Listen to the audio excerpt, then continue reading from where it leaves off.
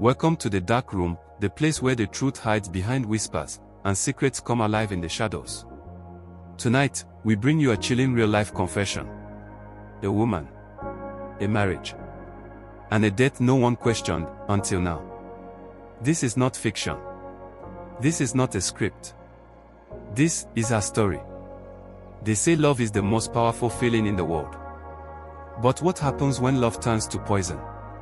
When the person who swore to protect you becomes your silent killer? When the man sleeping beside you each night becomes a stranger you're slowly destroying with your own hands? This is the story of a wife.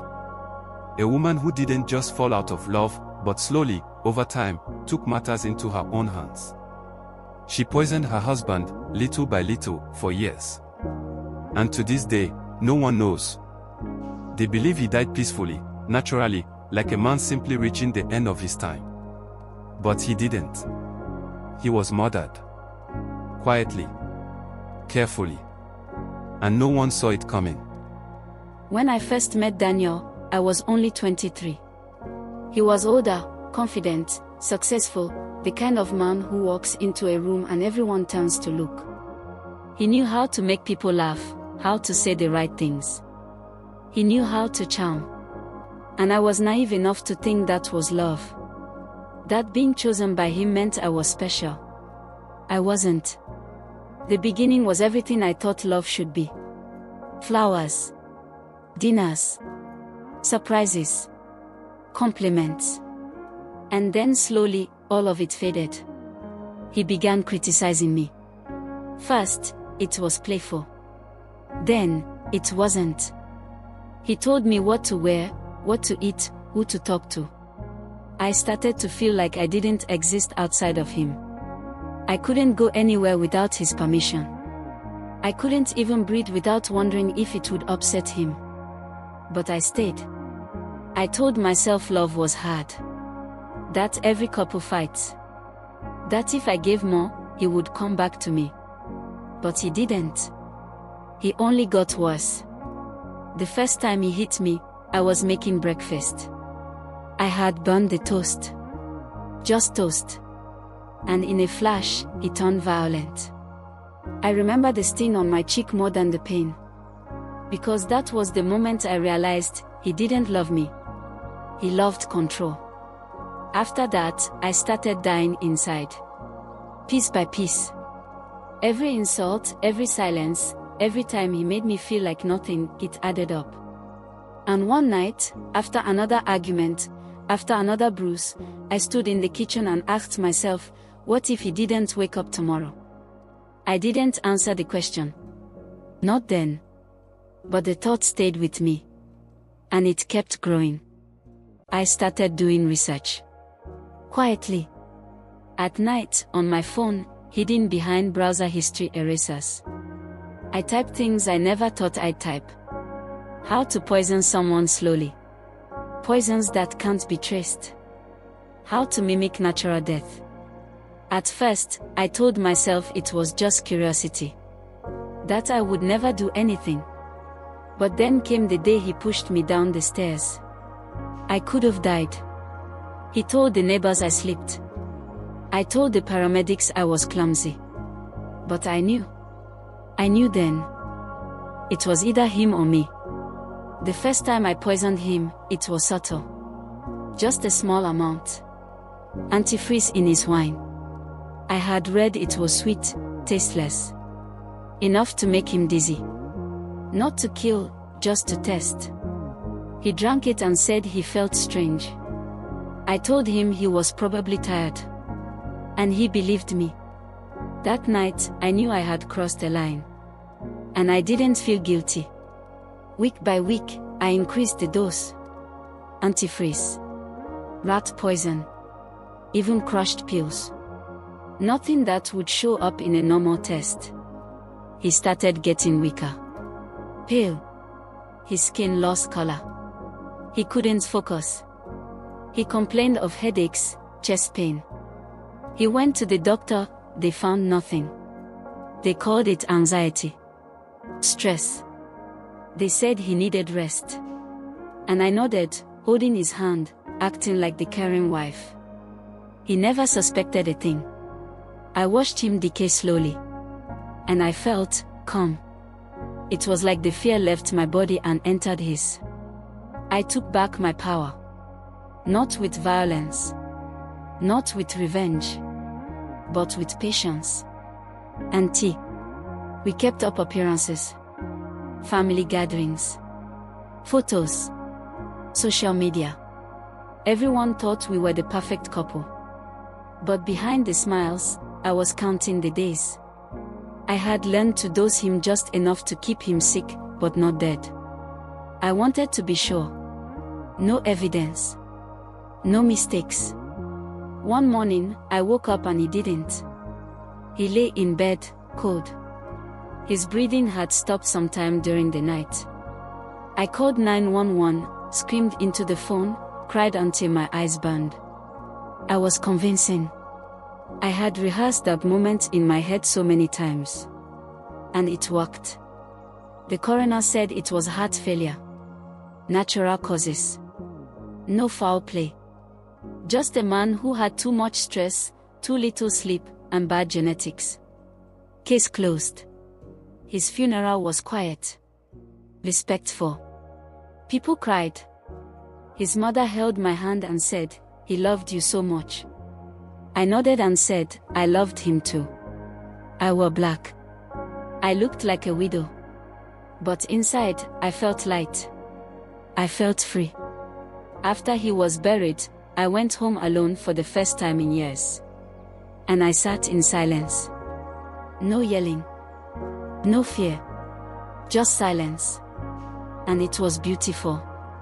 To this day, no one knows. His friends still message me. They say they miss him. That he was a great man. That he died too young. I smile and say thank you. I send heart emojis. I play the role. I've gotten very good at it. Sometimes I wonder if he ever knew. If in his final moments, he realized it was me. If he could taste the poison. Feel the truth in his veins. But I never know. And I don't care. I don't know if I'm a bad person. I know what I did was wrong. But I also know what he did to me was worse. He didn't just hurt my body. He crushed my spirit. Over and over, until I became someone I didn't recognize. Someone capable of murder. And yet, here I am. Alive. Safe. Breathing freely. He's gone. And the world thinks it was fate. But it wasn't. It was me. I poisoned my husband. Slowly. Carefully. Without a trace. And I got away with it.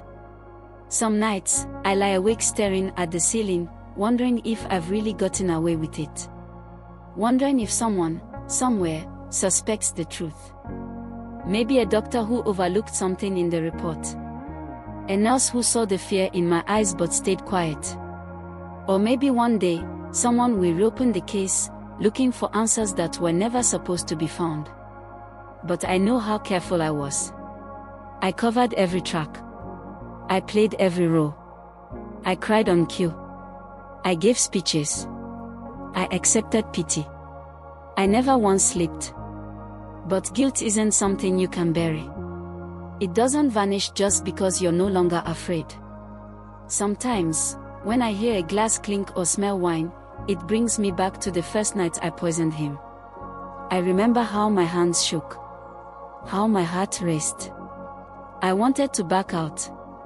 I even poured the first glass down the sink.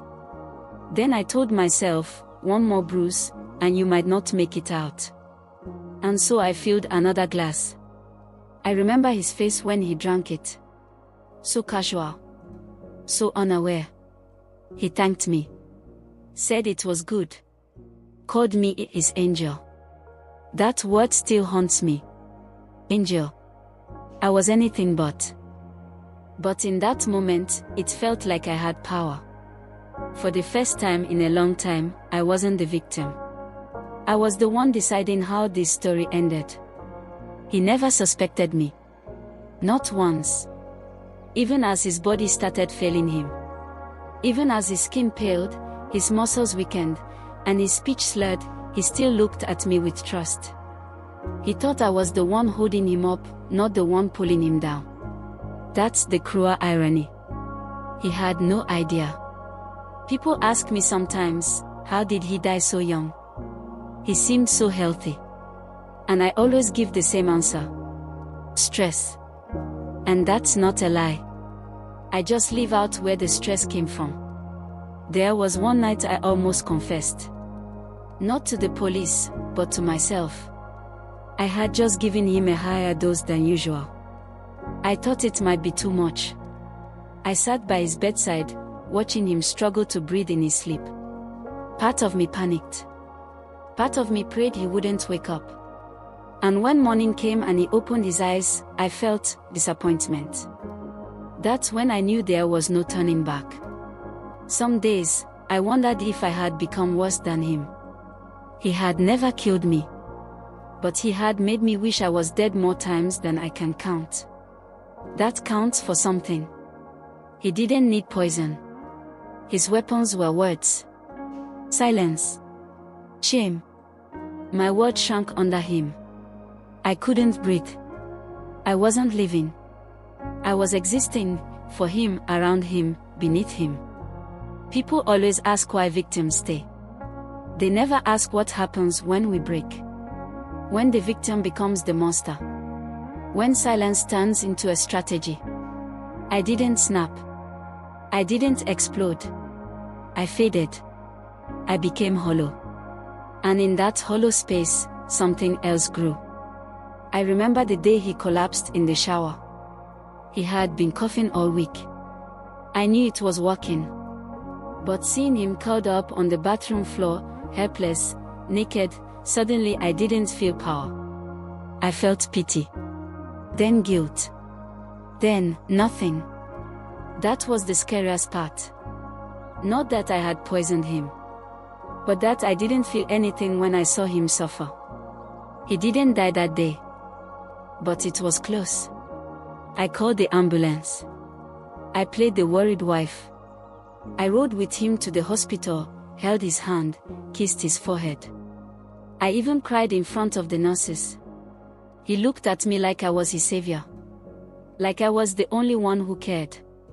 If only he knew. After that, he got weaker. He couldn't walk. He stayed home all day. I had to feed him. Wash him. Pretend to love him. And all the while, I kept adding just a little more to his food. Just a little more each week. Watching him slip away became my routine. People think murder is violent. Loud. Screaming. Blood. But mine was quiet. Gentle. Like turning down the volume on a radio, a little each day, until it goes silent. Even after he died, I kept expecting someone to show up at my door. A detective. A forensics team. His family. But no one did. The world just moved on. They sent flowers. Sympathy cards. Some posted pictures with him online, writing things like "he gone too soon." I didn't correct them. I just liked the post. His mother hugged me so tightly at the funeral, I almost cried for real. She whispered, "Thank you for loving him so well." I wanted to scream. I wanted to tell her the truth. But I didn't. Because what good would it do now? He was already in the ground. And no one digs up a perfect story. Even now, I sometimes hear his voice. Not out loud, just in my head. That deep, commanding tone. The way he used to say my name when he was angry. The way he sighed when he was disappointed. Sometimes I wake up expecting to hear him yell from the other room. But I don't. And in that silence, I feel safe. I've moved on, at least on the surface. New town. New job. New name. But part of me will always carry him. The part of me that learned to smile while dying inside. The part that stayed quiet when I should have screamed. The part that did what needed to be done, and never looked back. I don't share this story for sympathy. I know I won't get any. I'm not a hero. I'm not asking to be understood. I just want this weight out of my chest. I want someone to know. Even if it's a stranger behind a screen. Even if it's just for a few minutes. Because sometimes, the truth doesn't set you free. Sometimes, it just haunts you less when it's spoken aloud. You've just had a confession most people would take to the grave. A story of silence, survival, and poison. Was it justice, or something far darker? Let us know what you think in the comments below. And remember, some secrets are buried with the body. Others live on. You're in the dark room. Until next time, stay curious. Stay cautious. And never assume you know the whole story. If this story made you pause, if it made you feel something you can't quite explain, then don't keep it to yourself. Comment below, do you believe she was a monster, or just a woman pushed too far? Share this video with someone who needs to hear that behind every quiet smile, there might be a darker truth. And if you're drawn to the secrets most people are too afraid to say out loud, subscribe now. Because here, in the dark room, we don't just tell stories. We confess them.